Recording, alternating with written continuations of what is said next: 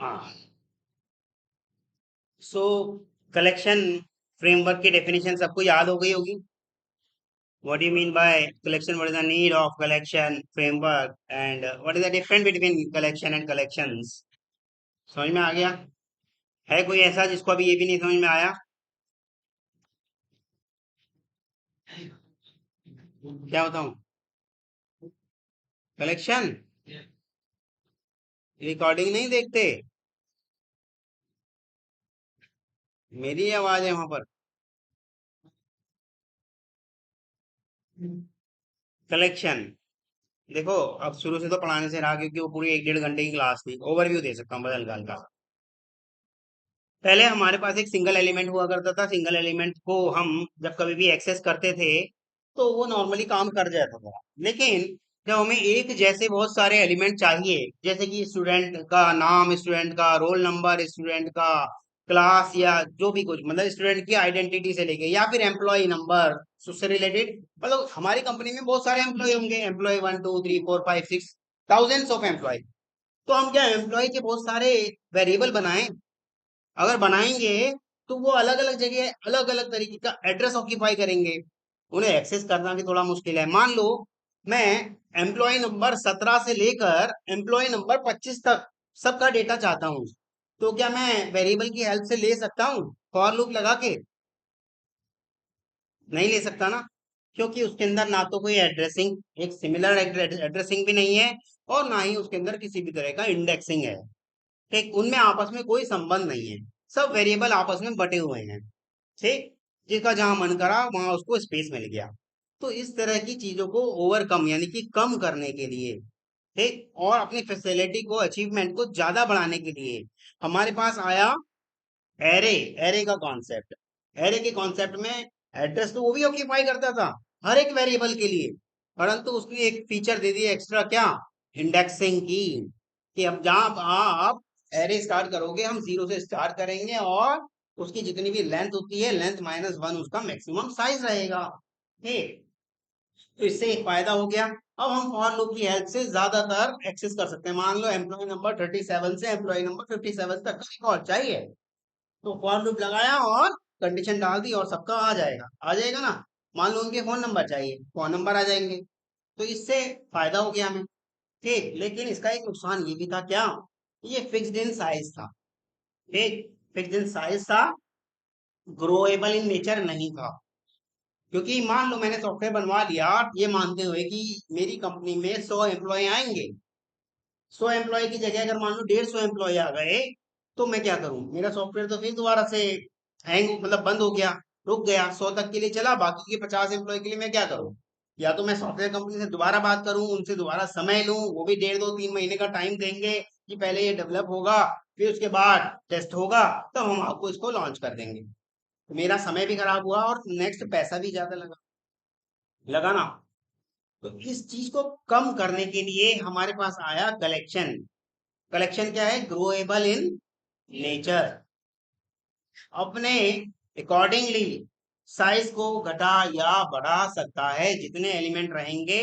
मान लो एरे के केस में मैंने 150 साइज का बनवा लिया था, पर इस बार मेरे कंपनी में एम्प्लॉय ही 15 20 आए हैं, तो जो मेरे 130 स्पेस ऑक्यूपाई हुए हैं उसका तो नुकसान मेरा ही हुआ ना। हुआ ना।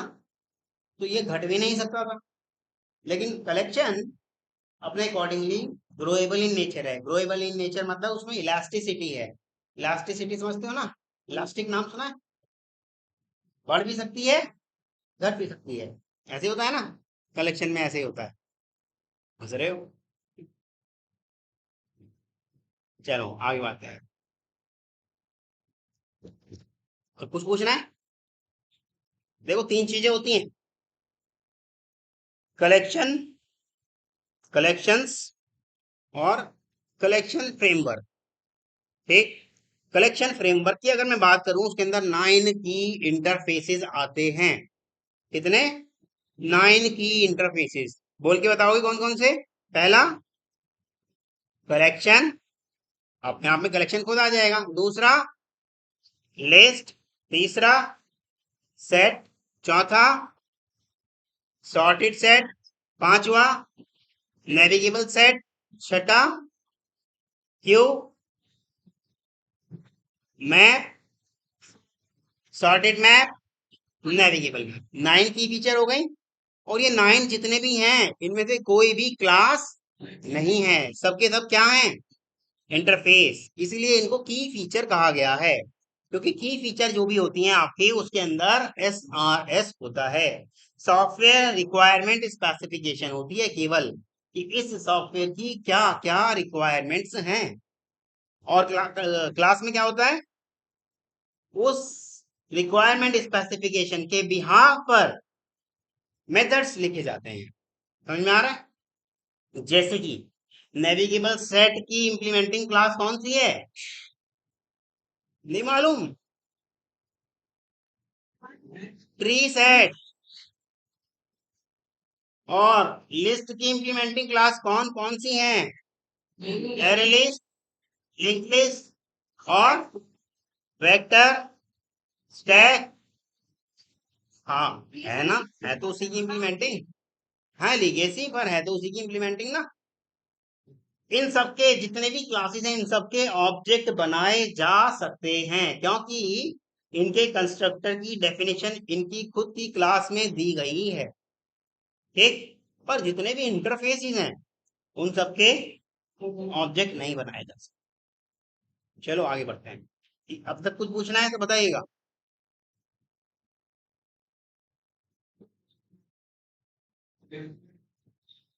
याद नहीं हुई अभी तक? मैं तो हमेशा ही बताता हूँ वही वाली। और क्या अलग बताऊं?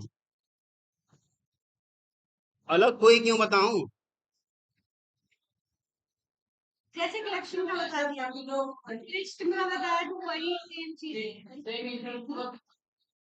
क्या फर्क पड़ता है, प्रस्तुत करते हैं तो ऐसा। अगर किसी ने पूछा how many bubbles are there तो 5 ही बताओगे ना, सारे के सारे ही 5 बताओगे। अब इंटरव्यूअर यूं कहेगा कि सब 5 ही क्यों बता रहे हो, ऐसा कहेगा? भाई जब उसकी डेफिनेशन ही वही बनती है। अच्छा, नाउन की डेफिनेशन क्या बनती है, सब अलग अलग बताओ, एक क्यों बता रहे हो? कहाँ? बताओ बताओ, अलग बताने की चेष्टा करके दिखाओ। ऑल्सो क्या मतलब? ऑल्सो कैसे? नाउन इज ऑल्सो, ऑल्सो तब कहा जाता है जब पहले कुछ डिफाइन किया जा चुका है, बताया अभी तक आपने? अभी सिर्फ नाउन बता रहे हो आप। बताओ बताओ। Noun is identifier.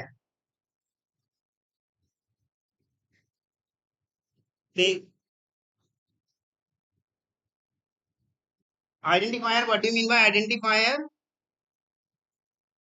हाँ, I am not knowing very well about identifier but, होना है। हाँ बताओ बताओ।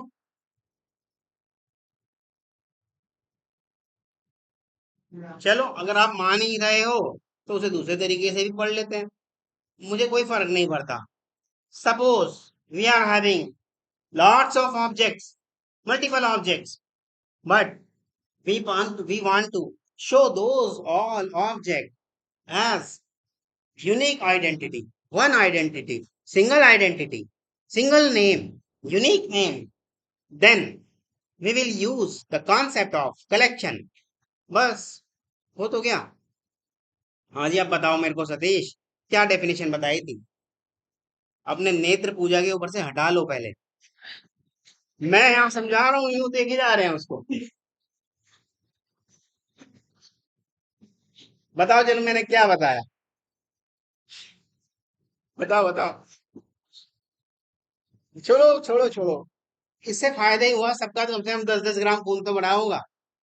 बताओ। चलो अच्छा, मैं ही कह देता हूँ, मैं अपने नेत्र पूजा के ऊपर से हटा लूं बस। आगे बताओ। इसमें एम्बेरसमेंट की क्या, अब तो हम सब जानते हैं आपस में एक दूसरे को, अभी इतनी भी दोस्ती नहीं हुई। बस, इसमें क्या है? यस माय डियर, मैंने कुछ बताया, जानना चाहता हूँ बस मैंने क्या बताया। हाँ आप दोनों किस खुशी में लेट आए हो? वो बताएंगी, अच्छा असिस्टेंट।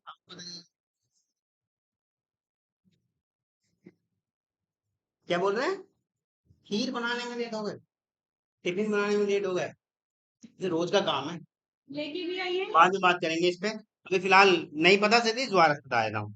अगर हमारे पास बहुत सारे ऑब्जेक्ट्स हैं, बहुत सारे एलिमेंट्स हैं, ठीक, we want to, देखो, there are lots of objects we are having, but we want to show those all objects as a single relationship, as a single unit, as a single entity, as a single name. Then we will go with, or we will use the concept of collection. Collection is a concept which shows all type of object as a single name, as a single unit, as a single identity. बस, आपके ऊपर आप कैसे भी बोलो, ठीक, मतलब जरूरी नहीं है वही वही बोलो। वो मैंने इसलिए याद कराया कि अगर कुछ याद नहीं रहे, कम से कम वही बोल दो, कम से कम वही बोल दो, और वो इतने आसान शब्दों में है, किसी को भी समझ में आ जाएगा। ठीक, जैसे कि नाउन की डेफिनेशन है, हम कहें जरूर ऐसा, नाउन को हम दूसरे शब्दों में कह सकते हैं। नाउन इज द कॉन्सेप्ट, ठीक, noun is the concept to represent और to present a place, thing और नेम, बस। बट हम याद करते आ रहे हैं noun is the name of a person, place और थिंग, ये आसान शब्दों में, बस इसीलिए उसको याद कर, ठीक है। तो हमने इसमें बनाया होगा कुछ उस दिन, ये है ना सैंपल कलेक्शन फ्रेमवर्क पैकेज है ना, और इसके अंदर लिस्ट इंटरफेस बनाया। लिस्ट इंटरफेस क्यों बनाया हमने? ये मैंने बनाया था, इंटरफेस नाम लिखा था मैंने। अच्छा, चल कोई बात। हाँ, लिस्ट इंटरफेस चल रहा था, फिर सेट इंटरफेस चलेगा। तो एरे लिस्ट के लिए add, remove, add all, remove all, सब मेथड समझ में आ रहे हैं? आ रहे हैं ना? चलो बढ़िया है। ये सब मैं डिलीट कर रहा हूँ क्योंकि आपको आ गए। अब आगे हम बात कर रहे थे एरे लिस्ट, लिंक लिस्ट और एक स्टैक है ना? ये तीन चीजें और बची, लिंक लिस्ट और स्टैक। स्टैक और वेक्टर और कर लेते हैं, फिर उसके बाद आगे बढ़ेंगे, ठीक है। वेक्टर की अगर मैं बात करूं, तो वेक्टर के पास भी अपने ओवरलोडेड कंस्ट्रक्टर हैं। एक तो नॉर्मल ऐसे ही होता है, मैं यहाँ पे बना देता हूँ, तो आर प्लस प्लस वेक्टर, ठीक, वेक्टर, अब यहाँ डाल दिया इनिशियल कैपेसिटी, ठीक, वेक्टर। यहाँ हम इनिशियल कैपेसिटी वाला बात समझ में आ रहा है, उसमें भी था, एरे लिस्ट में भी डाला था ना एक इनिशियल कैपेसिटी, कि हम शुरुआत में कुछ साइज देना चाहते हैं, वो इनिशियल कैपेसिटी कहलाती है। ये इसकी जगह में यहाँ मान लो ऐसे की जगह ये डाल दो, तो शुरुआत में मेरा साइज क्या हो जाएगा? 22 हो जाएगा, ठीक है। और एक और होता है इसके अंदर, जिसके अंदर हम इनिशियल कैपेसिटी डालते हैं और कैपेसिटी का इंक्रीमेंटल रेशो भी डालते हैं, उसको हम बोलते हैं कैपेसिटी का इंक्रीमेंटल रेशो, या उसको एक और नाम याद नहीं आ रहा मेरे,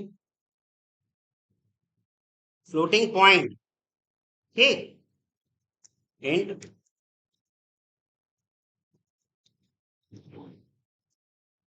भाई अगर मान लो ये वाले में मैंने इनिशियल कैपेसिटी डाल रखी है, तो इसके अंदर भी तो बढ़ता होगा, पर इसके अंदर जो बढ़ता होगा साइज, वो अकॉर्डिंगली उस फार्मूले के बढ़ता होगा जो इंटरनली आपके वेक्टर के अंदर है।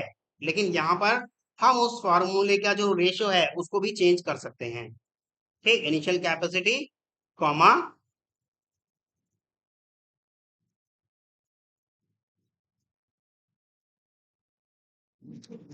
इंक्रीमेंट रेशो, ठीक है। ये तीन तरह के इसके क्या हैं? तीन तरह के इसके कंस्ट्रक्टर हो गए। अब ये बताइएगा मुझे, साधना, इन कंस्ट्रक्टर को क्या कहा जा सकता है? किस तरह के कंस्ट्रक्टर हैं? वेरी गुड, ये ओवरलोडेड कंस्ट्रक्टर हैं, क्योंकि पैरामीटर चेंज हुआ है, सिग्नेचर चेंज हुआ है। जब जब सिग्नेचर चेंज होगा, तो ओवरलोडिंग का कॉन्सेप्ट एप्लीकेबल हो जाएगा। ओवरलोडिंग का कॉन्सेप्ट, चलो अच्छा हुआ 45 पे होगी मेरी मीटिंग, और थोड़ा सा कर सकते हैं। ओवरलोडिंग का कॉन्सेप्ट एप्लीकेबल हो जाएगा, ठीक है। अब इसके अंदर एक और कंस्ट्रक्टर है वेक्टर का।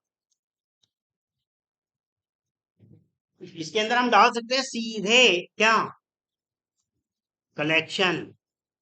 अब ये कलेक्शन क्या होता है, जैसे कि अभी हमने एरे लिस्ट बनाया था, एरे लिस्ट इटसेल्फ क्या है, कलेक्शन। एक एरे लिस्ट बनाओ, उसमें कुछ एलिमेंट जोड़ दो और वेक्टर बनाओ, वेक्टर के अंदर वही एरे लिस्ट का रेफरेंस वेरिएबल पास कर दो, तो उस वेक्टर के भी वही सारे reference variables mean to say that with the help of that reference variable वो सारे के सारे जितने भी उसके एलिमेंट ऐड हुए थे वेक्टर के पास भी एप्लीकेबल या अवेलेबल हो जाएंगे।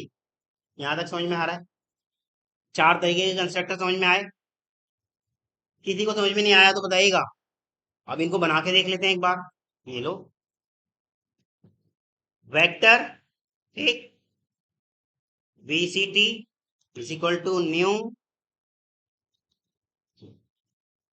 वेक्टर, ठीक, इंपोर्ट कर लिया, नहीं हुआ इंपोर्ट, कैपिटल भी है, कैपिटल क्या आएगा, वी,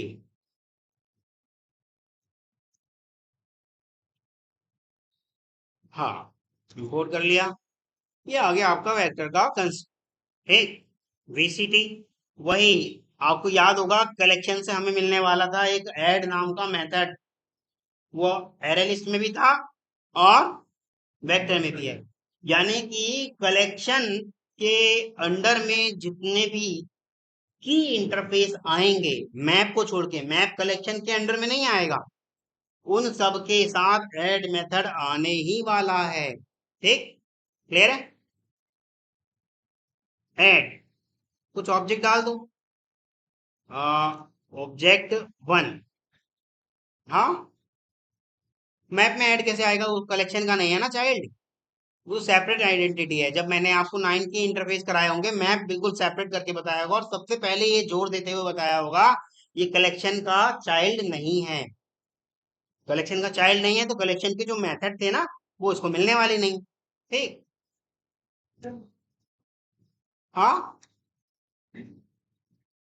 लिस्ट तो है, कलेक्शन के अंडर में ही तो लिस्ट आ रहा है, क्यों नहीं है? हे भगवान, एरे लिस्ट नहीं कराया था कल?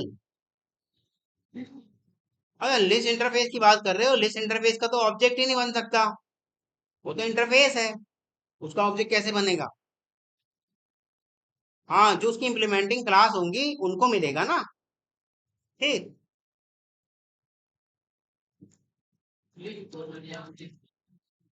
हाँ जी बोलिएगा।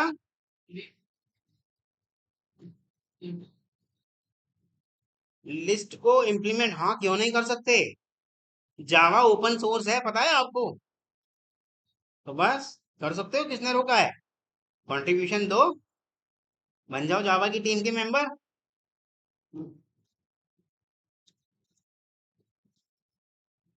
अगर आपके पास समय है, ये सब चीजें करना चाहते हो तो करो, बहुत अच्छी बात है। मेरे पास समय नहीं है इसलिए मैं ये सब चीजें नहीं करता, मुझे अर्निंग करनी है, मुझे अपना समय बर्बाद नहीं करना। चलो इसे रन करते हैं। Object one, object one, object one, object one, सारे आ गए। ऐसा क्यों हुआ? कलेक्शन के लिस्ट की एक खासियत है, पता है आपको क्या? Duplicacy is allowed, duplicate members are allowed, तभी उसने ऑब्जेक्ट वन सबको अलाउ कर दिया। यही काम अगर सेट के साथ होता तो क्या ये करता? बार बार मैं ये करके दिखाता रहता हूँ जिससे आपको याद हो जाए, जब कभी भी कुछ कराता हूँ। सेव, कंट्रोल शिफ्ट, क्या हुआ?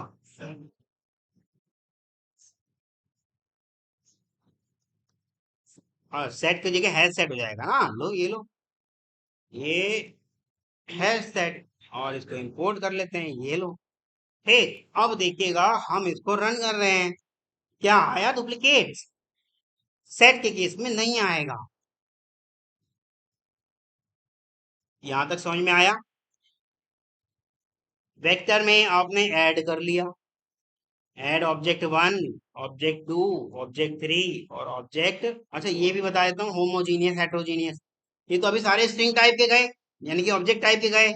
ऐड, यहाँ पे हम कुछ और भी कर सकते हैं ऐड, क्योंकि कलेक्शन क्या कहता है, होमोजीनियस कहता है या हेट्रोजीनियस, दोनों ही उसके अंदर आ सकते हैं। क्यों? क्योंकि वो काम करता है ऑब्जेक्ट्स पर, और ऑब्जेक्ट किस पर काम करता है, जितने भी प्रिमिटिव डेटा टाइप हैं उनकी रैपर क्लास के ऊपर काम करता है, और रैपर क्लास के ऊपर काम कर रहा है तो उसका ऑब्जेक्ट बनाया जा सकता है।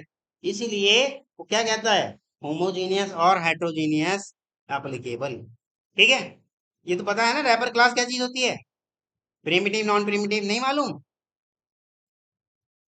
कितनी बार बताया, इंट की इंटीजर कैपिटल आई के साथ, कैर की, चलो आज इसी पे अपनी रिकॉर्डिंग दिखाओ, मैं यहीं दिखा देता हूँ। चलो भाई, कुछ नहीं है। देखो, बात ये है, अगर मैं ऐसे इंटीजर आई एन टी या ए बी सी कुछ भी ले लो इजिकल टू न्यू,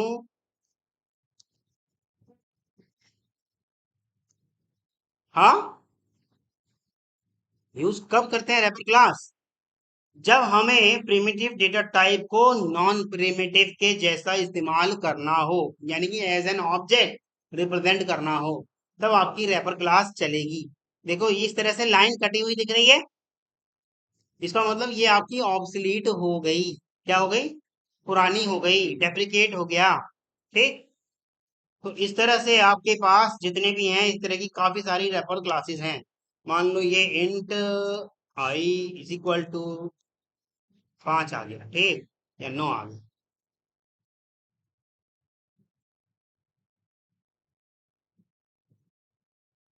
जिस तरह से ये वाली बातें कह रहा है इसके लिए local variable is not used, क्योंकि ये प्रिमिटिव है, हमेशा ये वाली बात प्रिमिटिव के लिए कहेगा। लेकिन क्या, अब क्या हुआ, समझ में नहीं आ रहा, पढ़ने के मूड में हो भी या नहीं? चलो भाई नहीं बता रहा हूँ। चलो वेक्टर डाल दिया, इसके अंदर अलग अलग तरीके के ऑब्जेक्ट डाल दिए, ये आपका इंटीजर टाइप का डाल दिया, ये हम इसके अंदर कैर टाइप का भी डाल सकते हैं, ये कैर टाइप का भी डाल दिया, यानी कि homogeneous as well as heterogeneous हम इसके अंदर रिप्रेजेंट कर सकते हैं, और ये सारे के सारे इसके अंदर जाएंगे।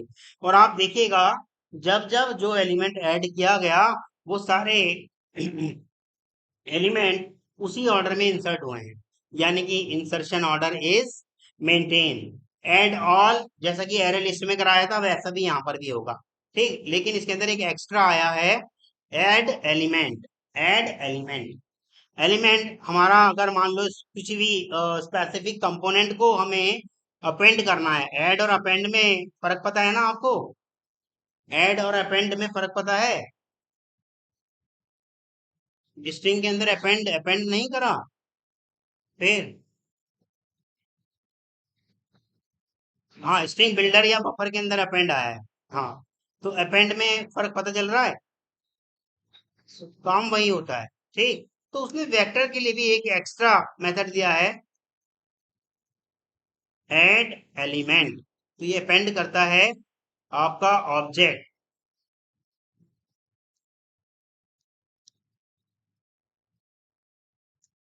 ये आ गया आपका। एक और देखो, ऐड ऑल में इसलिए नहीं करा रहा क्योंकि हमने एरे लिस्ट में कर लिया, फालतू में इसमें क्यों अपना समय खराब कर लिया, ठीक। एक और था इसका,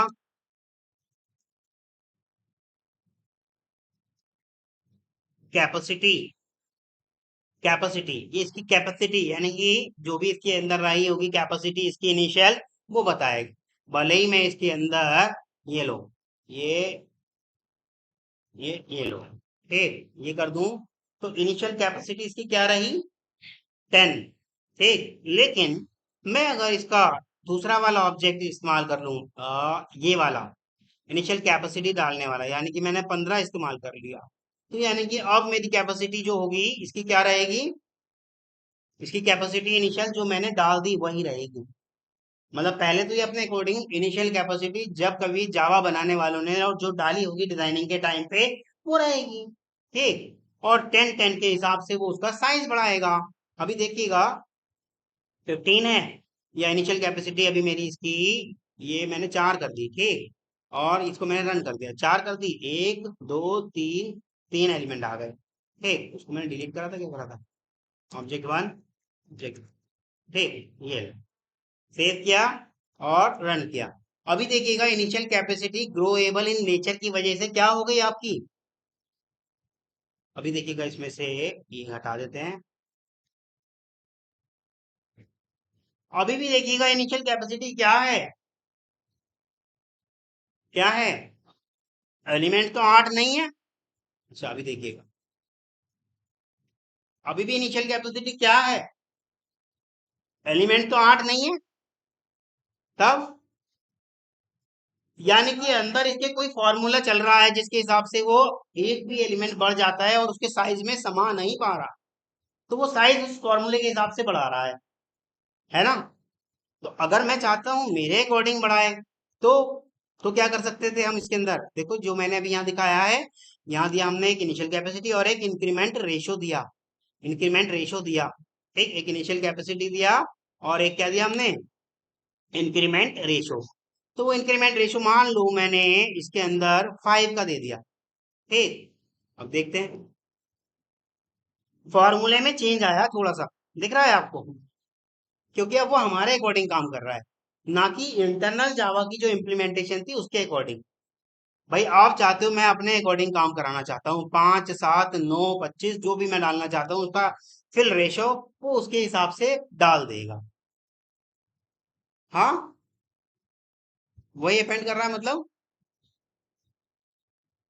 जो मैं दे रहा हूँ वही अपेंड कर रहा है। कैसे,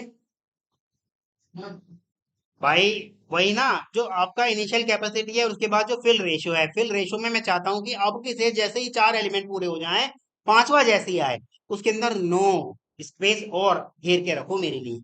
तो नो डाल दिया ना उसने उसके बाद, नीचे ऐड करने की, नहीं, ये लो, 1 2 3, 3 है ना, 4 आया। अब नो कहाँ आया, वो 13 कहाँ आया।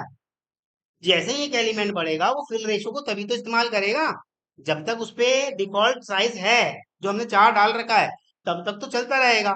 लेकिन जब वो साइज पूरा फिल हो जाएगा, अब उसे जगह नहीं मिल रही नेक्स्ट एलिमेंट के लिए, तब मेरा वो नेक्स्ट वाला जो वो चेक करेगा क्या मैंने डाला है उसके अंदर इनिशियल क्या, सॉरी, फिल रेशो। अगर डाला है तो भाई वो फिल रेशो मेरे अकॉर्डिंग बढ़ाएगा, नहीं डाला तो वो एक फॉर्मूला बनाएगा उसके अकॉर्डिंग वो बढ़ाएगा। समझ में आ रहा है, नहीं आ रहा। देखो मैं फिल रेशो नहीं डाल रहा, मैं इसके अंदर ये फिल रेशो यानी कि इंक्रीमेंट रेशो नहीं डाल रहा। और एलिमेंट आए मेरे 1 2 और एक और डाल, 3 4, 4 एलिमेंट आ गए। अब देखिएगा यही दिखा रहा है, लेकिन 4 एलिमेंट इस 4 साइज में आ सकते हैं, है ना। मतलब तो मैंने एक और एलिमेंट डालने की कोशिश करी, तो अब देखिएगा उसने इंटरनल कोई फॉर्मूला लगाया और उसके अकॉर्डिंग साइज अपने आप ही बढ़ा दिया, ना कि मेरे रेशो के हिसाब से। अगर मेरे रेशो के हिसाब से बढ़ाता तो वो उसके अंदर मेरे अकॉर्डिंगली चीजें बढ़ा के रखता, मेरे अकॉर्डिंगली चीजें बढ़ा के रखता। समझ में आ रहा है, समझ में आ रहा है। क्या हुआ शुभम, ऐसे ऐसे कर रहे हो, मुझे लग रहा है नींद आ रही है।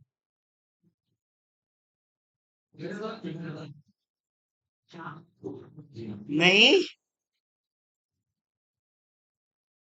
भाई, अगर आप इसको ऐसे मान रहे हो तो ऐसे ही मान लो, लेकिन n+1/2 करके एक फॉर्मूला होता है जिसके हिसाब से वो कैलकुलेट करता है। हाँ, जब तक 14 भर ना जाए, और जब 14 भर जाएगा और फिर 15वां एलिमेंट आएगा, फिर 14 नहीं आएगा, 10 और जोड़ देगा, 24 हो जाएगा। हाँ 24 हो जाएगा फिर। देखो अभी करके देख लो, अभी कितने एलिमेंट है इसके अंदर, 5 हैं, 5 और आ गए, 5 और आ गए, यानी कि अब उसका साइज क्या आना चाहिए, देखो क्या आ रहा है, इसका 24 साइज आ गया। 15वां एलिमेंट के लिए जगह नहीं मिली उसको। समझ में आ रहा है। हाँ, हाँ वो पूरा साइज बढ़ाएगा, और ऐसे ही नहीं बढ़ाता तुरंत, इसका भी पूरा प्रोसेस है, बताया था मैंने आपको। फिर दोबारा से एक रिकैप कर देता हूँ। क्योंकि कलेक्शन आपका एरे के मुकाबले अगर हम ट्रैवर्सिंग और सर्चिंग कर रहे हैं तो स्लो है। स्लो क्यों है? तो अब देखो, जान लो उसका कारण स्लो क्यों है। जैसे ही इसको साइज बढ़ाना है, मान लो मेरे पास साइज तो 4 का है, पांचवा एलिमेंट डाल रहा हूं, नहीं जाएगा ना। तो वो क्या करेगा, एक फॉर्मूला लगाएगा, 4 का साइज बढ़ा के n+1/2 करके जो भी साइज आएगा, मान लो 8 आ गया, 8 साइज हो गया। 8 साइज में पहले वो पुराने वाले कलेक्शन से एक एक करके सारे एलिमेंट कॉपी करेगा, ठीक। फिर उस पुराने वाले को डिलीट करेगा। फिर जो नया पांचवा एलिमेंट आप डालने वाले थे उसको इंसर्ट करेगा। इतने सारे काम में उसको थोड़ा तो टाइम लगेगा, लगेगा नहीं लगेगा? इसीलिए कलेक्शन स्पीड में थोड़ा सा स्लो है।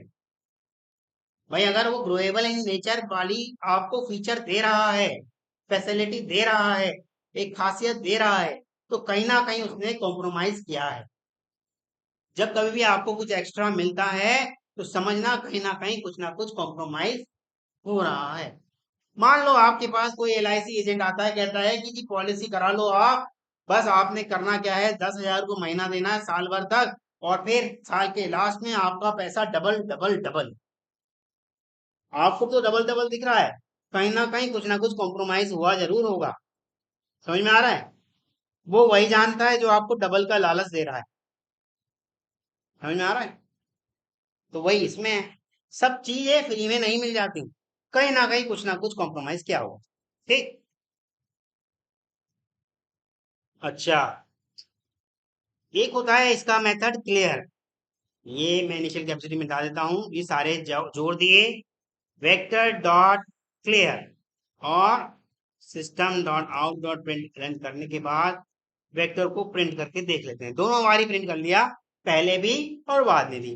क्लियर मेथड मेरे वेक्टर नामक जो ऑब्जेक्ट था उसके रेफरेंस वेरिएबल के पास जो भी एड्रेस रहा होगा, उसके बिहाफ पे जो जो एलिमेंट्स रहे होंगे मैप्ड, वो सारे एलिमेंट को वो क्या कर देगा, रिमूव कर देगा, ठीक। और फिर इनिशियल कैपेसिटी क्या रहेगी, देखते हैं जरा। फिर इसकी इनिशियल कैपेसिटी क्या रहेगी? अब तो क्लियर हो गया। क्या था वो कैपेसिटी। अब जब रिमूव ही हो गया और यूज भी हो गया, तो आपकी इनिशियल कैपेसिटी उस फॉर्मूले के अप्लाई हो सकते ही वही रह जाएगी, क्योंकि वो बनाया जा चुका था फिफ्थ एलिमेंट के लिए, और पुराना वाला डिस्ट्रॉय किया जा चुका था।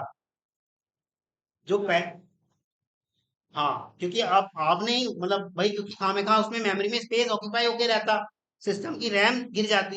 पहले वाला डिस्ट्रॉय हो चुका और अब नया वाला आप यूज कर चुके, भले ही आप उसे आप पूरा क्लियर भी कर दो, आपके पास रहेगा वही जो नया आपके पास आया है।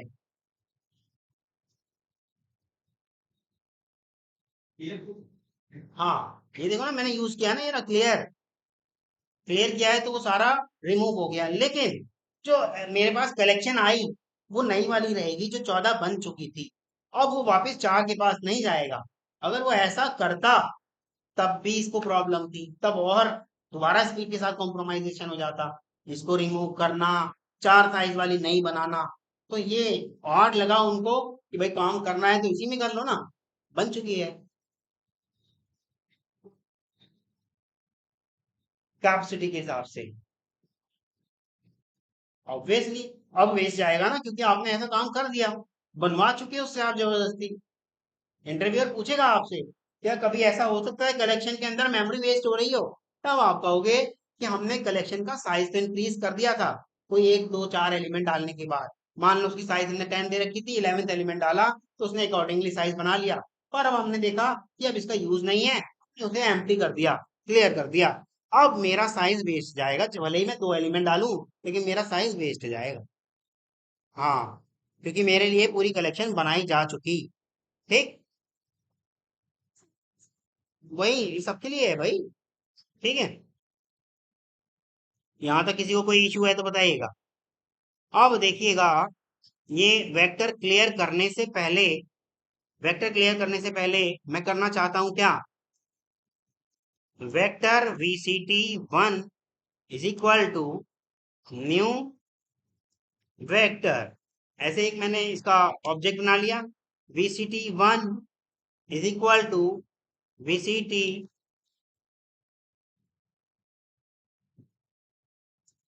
क्लोन, ऐसे कर लिया। क्या हुआ इसको, ऐड कास्ट वेक्टर, चलो जी बना दिया इसको, कास्ट कर लिया। ठीक, अब मेरा ये वाला वेक्टर तो क्लियर हो गया। ठीक, क्लोन शब्द से आप समझ भी रहे होंगे क्या होता है ये, समझ में आ रहा है क्लोन शब्द, कुछ सुना सुना सा लग रहा है, बोलिएगा। क्लोन नहीं समझ में आ रहा, क्लोन, किसी भी चीज की क्लोनिंग करनी मतलब उसकी डुप्लीकेसी करनी, उसको डुप्लीकेट बना देना, कॉपी कर देना। जो एक्चुअल रहेगा वो रहेगा ही, पर उसकी डुप्लीकेट को हम क्लोन कहते हैं। टेक्निकल लैंग्वेज में उसकी डुप्लीकेट को हम क्या कहते हैं, क्लोन कहते हैं। यानी कि VCT1 ने पहले ही VCT को क्लोन कर लिया था। अब VCT मेरा एम्प्टी है, देखो VCT मेरा एम्प्टी है, पर जो क्लोन हुआ था वो तो वैसा ही रह जाएगा ना। अब मुझे एक एक करके नहीं जोड़ना पड़ा, मुझे ऐसा लग रहा था कि मेरा वाला, ये वाला वेक्टर मैं किसी और काम के लिए इस्तेमाल कर लूं, और नया वाला जो मेरा VCT है, वेक्टर दूसरा वाला जो है, ये इसके अंदर मैं अपने एलिमेंट को सेव भी करके रखूं, तो आपका क्लोन मेथड काम आएगा। क्लियर है? ऐसा कई बार आ सकता है आपके सामने कि मैं इसको एम्प्टी भी करना चाहता हूँ और इसके एलिमेंट भी टेम्परेरीली सेव भी करना चाहता हूँ। ठीक, यहाँ तक किसी को कोई इशू है तो बताइएगा। एक होता है कंटेन्स, एक होता है कंटेन्स, ज्यादातर हम इफ कंडीशन में यूज करते हैं उसको, वाइल में, कंडीशनल पार्ट में यूज करते हैं। हाँ हाँ, हाँ हाँ, रेफरेंस ने होल्ड कर रखा है address of that particular object. हाँ,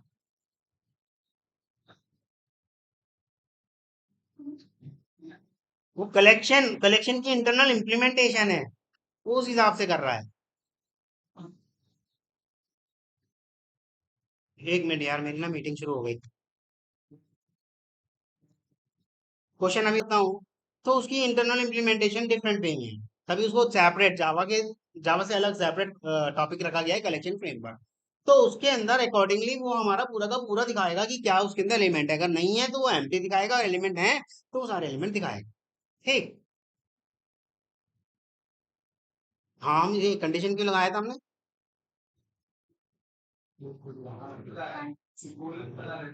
कोलन, कंटेन्स, हाँ कंटेन्स बना रहा हूँ। चलो आगे, एक होता है कंटेन्स। भाई मेरे इस सारे में देखिएगा, ऑब्जेक्ट वन हेलो और परसेंट, ये सब हैं। मान लो मेरा VCT, VCT1 डॉट कंटेन्स, या मैंने कर दिया हेलो। अगर ये कंटेन करता होगा तो लिख दे एलिमेंट इज देयर। ठीक, अगर नहीं करता होगा तो वो एलिमेंट नहीं देगा, मतलब एलिमेंट इज देयर नहीं लिखेगा, क्योंकि हेलो की स्पेलिंग मैंने जानबूझ के एच उसका स्मॉल किया, क्योंकि वो तो ऑब्जेक्ट को बिल्कुल उसका एनक्रिप्टेड फॉर्म करके एक एक कैरेक्टर से मैच करता है ना, उसके लिए ये डिफरेंट ऑब्जेक्ट है, ये डिफरेंट ऑब्जेक्ट है। ठीक, हेलो दूसरे पूल में गया होगा, मतलब स्ट्रिंग कॉन्सेंट कॉन्केटिनेट पूल में जाकर के दूसरी जगह सेव हुआ होगा, ये दूसरी जगह सेव हुआ होगा, दोनों के पास डिफरेंट डिफरेंट एड्रेस रहे। ठीक, अब मैं अगर इसको ऐसे ही कर देता हूँ जैसा वो था, तो वो एलिमेंट अगर उस मेरे वेक्टर के अंदर रहेगा तो वो कर देगा।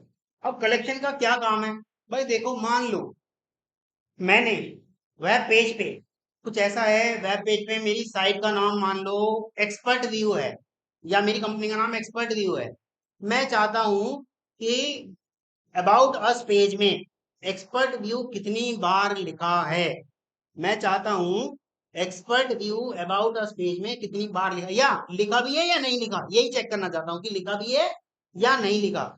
तो कंटेंट्स हेल्प करेगा मेरा या नहीं, अगर मैं सारे एलिमेंट को वेक्टर में ले लूं या किसी कलेक्शन में ले लूं, तो ये कंटेंट्स काम आएगा या नहीं, क्योंकि वो रहेगा।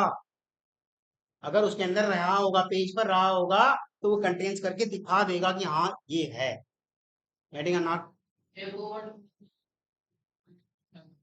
एक दो वर्ड से कैसे? नहीं,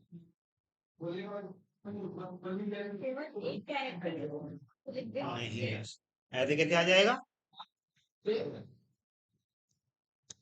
मतलब आप क्या ना, ये ऐसे आ जाएगा? नहीं आ रहा। भाई पूरे एलिमेंट के साथ बात चल रही है ना यहाँ तो। आप स्ट्रिंग के जैसा मत सोचो इसको। स्ट्रिंग पूरे की पूरी उस स्ट्रिंग के अंदर चेक करता है। यहाँ एलिमेंट एलिमेंट को चेक कर रहा है एक एक करके। नहीं, वो स्ट्रिंग वाले में चल जाएगा, आप सही हो, स्ट्रिंग वाले में चल जाएगा। तो पूरे को एक ऑब्जेक्ट मान रहा है, उस ऑब्जेक्ट के अंदर छोटा छोटा ढूंढ रहा है। ठीक है, ऑब्जेक्ट के अंदर छोटा छोटा करके वो ढूंढ रहा है, वो स्ट्रिंग का कंसेप्ट अलग है। मेथड यही नाम का उसमें भी है, ऐसी बात नहीं है। ठीक है, चलो आगे बढ़ते हैं। कंटेंट समझ में आ गया, मतलब पूरा ऑब्जेक्ट चेक करेगा भाई।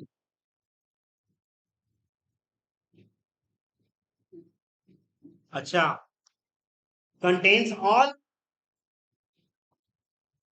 कंटेंट्स ऑल में आपका पूरा का पूरा वो क्या चेक करेगा?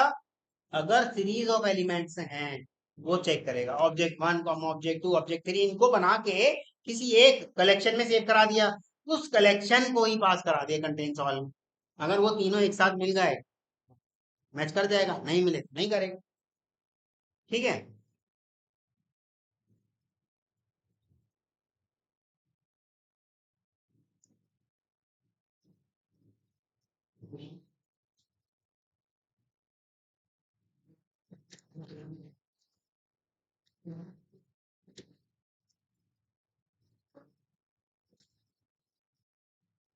इसके मैं एलिमेंट्स देखना चाहता हूँ। इसके मैं एलिमेंट्स देखना चाहता हूँ। ठीक। तो अगर मैं इसके एलिमेंट्स देखूंगा, तो उसने उस एलिमेंट्स का कुछ भी, मतलब जो उसका एड्रेस रहा होगा, उसको किसी फॉर्मेट में सेव करा होगा, वहां जाके जैसा आप कह रहे थे कि भाई वो एड्रेस क्यों नहीं कर रहा। ठीक, एलिमेंट से वो रिटर्न कर देगा उसका उसका जितने भी आपके एलिमेंट्स रहे होंगे, जिस एड्रेस पे ले जाके सेव किया होगा, उसका एड्रेस। ठीक।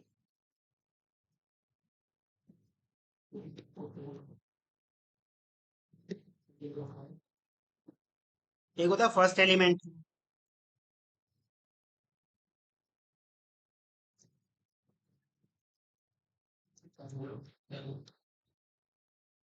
फर्स्ट एलिमेंट को थोड़ा चेंज कर देते हैं। तो आपका फर्स्ट एलिमेंट, परंतु आपने देखा होगा एरे लिस्ट में फर्स्ट एलिमेंट नामक कोई चीज नहीं हुआ करती थी, याद है? पहला कौन निकाल के लाता था? Index of.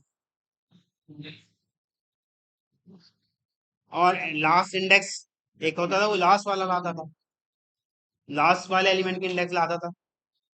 ठीक। लास्ट उसमें फर्स्ट इंडेक्स नहीं था एरे लिस्ट में, याद आ रहा है? अरे अभी तो अच्छा, आपने देखा ही नहीं वीडियो। मत देखो मेरा क्या जा रहा है।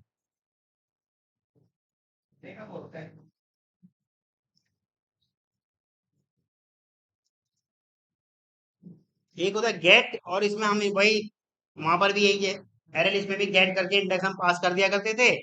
तो क्यों नहीं आया? इंडेक्स आउट ऑफ बाउंड हो गई क्या? हाँ, एलिमेंट ही नहीं है ना उसमें। तो वो ला देगा थर्ड इंडेक्स पे जो भी पड़ा होगा, थर्ड इंडेक्स पे जो भी पड़ा हो। ठीक। मैं अपने एलिमेंट्स का हैश कोड भी देख सकता हूँ। जितनी भी चीजें होती है इसमें हैश कोड से जाके सेव होती है, पता है?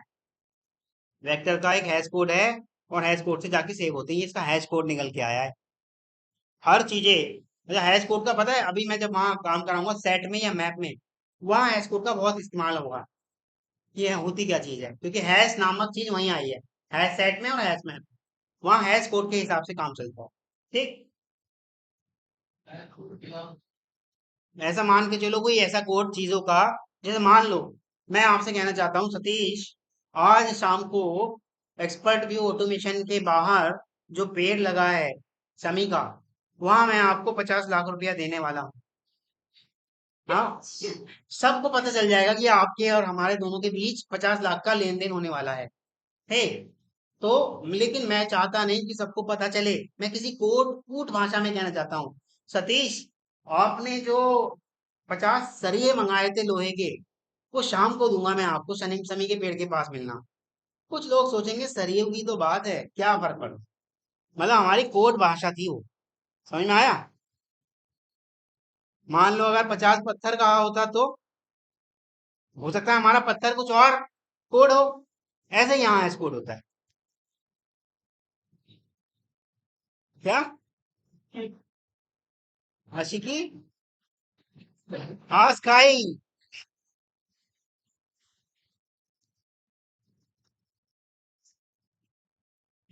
चलो एक काम करते हैं, हम ये सारी चीजें निकाल रहे हैं, फर्स्ट इंडेक्स, कैपेसिटी, या फिर गेट करके इंडेक्स डाल देते हैं।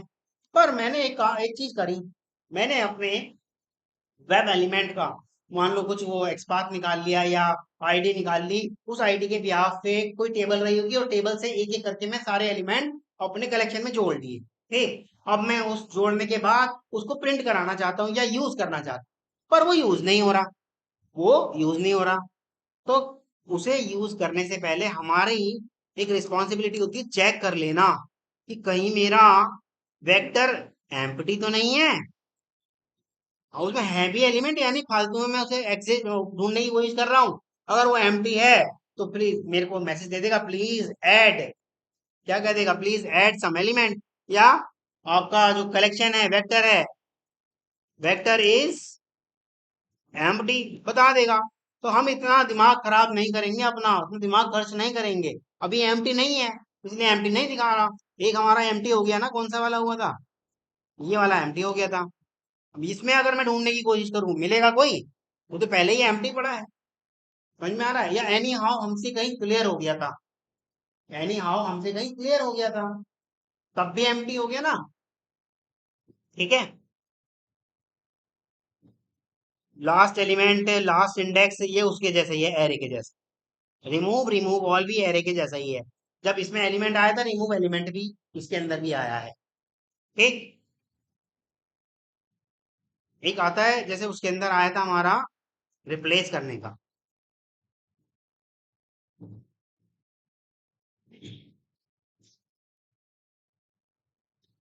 VCT1 dot replace all, replace all.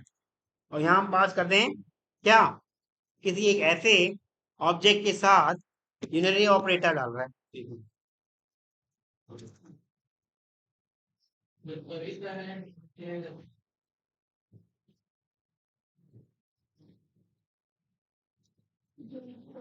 नल। अच्छा। या ऐसे कर देते हैं,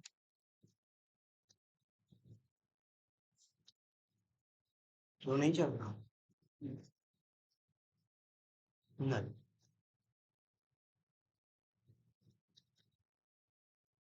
मेरे वेक्टर के जितने भी एलिमेंट है वो रिप्लेस हो गए होंगे नल से। एम्प्टी नहीं है, empty exception in that mean null pointer. अच्छा।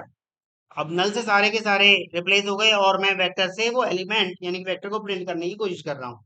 तो वो पॉइंट किसको करेगा, क्योंकि उसके अंदर हमने नल डाल दिया। ठीक। पॉइंट कर रहा होगा नल को, इसी वजह से आपकी क्या आई, नल पॉइंटर एक्सेप्शन। ठीक। हाँ जी, बोलिएगा। कोई यूनेरी डाल सकते हो आप। यूनेरी यानी कि प्लस प्लस माइनस माइनस होते हैं ना ये, और नल, ये सब क्या है, यूनेरी। कोई यूनेरी आइटम डाल सकते हो। प्लस प्लस तो मैं मैथमेटिकल सॉरी डिजिट के साथ होता है ना, इसमें थोड़ी हो जाएगा। यूनेरी भले ही है वो। हाँ। कहाँ अलाउ कर रहा है प्लस प्लस को। मैंने कहा केवल कोई यूनेरी, और यूनेरी में भी वो वाला यूनेरी जिसको अलाउ करेगा। प्लस प्लस तो आपका किसके साथ चलेगा, हमारा हाँ। हाँ। ठीक। कैसे होगा, पॉइंट वो करेगा एलिमेंट्स को, और जैसे ही वो पॉइंट करने जाएगा उसके अंदर मिलेगा उसको नल, और दे देगा नल पॉइंटर एक्सेप्शन। आपने ही नल डाला है उसके अंदर। ठीक। अभी तो प्रिंट करके दिखाया है, और अभी तो बताया है, आप सोचते रहते हो क्या। आपसे आपसे मैंने ये बताया यूनेरी और होते कौन कौन से हैं। अभी किसी ने पूछा था तो इसलिए मैंने बताया यूनेरी और होते कौन कौन से, जो अपने आप में अपने साथ काम करके बढ़ जाए या घट जाए वो भी तो यूनरी है। ठीक। जो दो के साथ काम करे वो यूनरी नहीं है, वो अरिथमेटिकल है। जैसे प्लस, वो यूनरी नहीं है, उसको दो चीजें चाहिए काम करने के लिए। ठीक। यूनरी को कोई दूसरी चीज नहीं चाहिए, वो अपने साथ ही करता है। जैसे कि मल्टीप्लाई, मल्टीप्लाई चलता है ना, मल्टीप्लाई इक्वल टू, याद आ रहा है? अगर हम मल्टीप्लाई इक्वल टू 5 कर दें तो अपने साथ ही मल्टीप्लाई कर देगा 5 की, उसे भी यूनरी करोगे आप। ठीक है। साइज वगैरह ये सब हो ही गया है आपका। चलो, अब बात कर रहे थे हम, एक बार सेट वो देख लेते हैं, स्टैक। साइज निकाल देगा वही है, इसमें क्या है। टाइम देख लेते हैं कितना हुआ है। स्टैक बचा है, स्टैक के लिए फिर पूरी लंबी क्लास होगी, स्टैक फिर कल सेपरेट करा। ठीक।